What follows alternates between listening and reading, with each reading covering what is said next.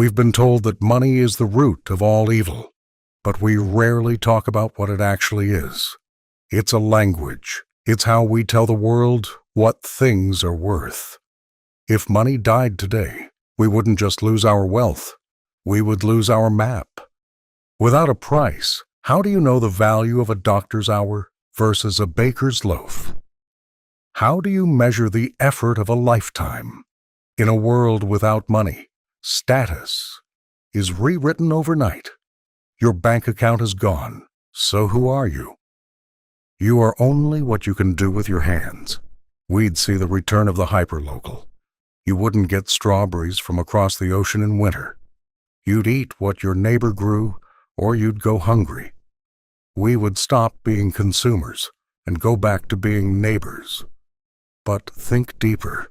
Money is what allows us to escape our geography. Without it, you are tethered to the land beneath your feet. You don't move for a job. You stay for the harvest. The world becomes massive again, mysterious, disconnected, and silent. Money is the only thing that allows us to trust a stranger. You don't need to know the person who made your phone. You just need to know the transaction was fair. Without that medium, trust becomes expensive. You only trade with those you know.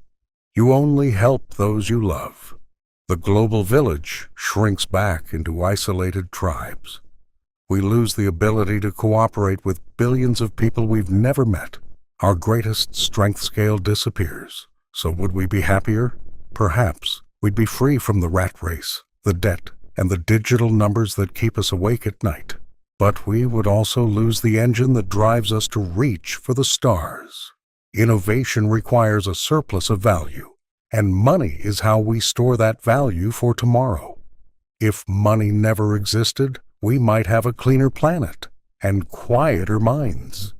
But we'd be standing in the dirt, looking at a moon we could never hope to touch.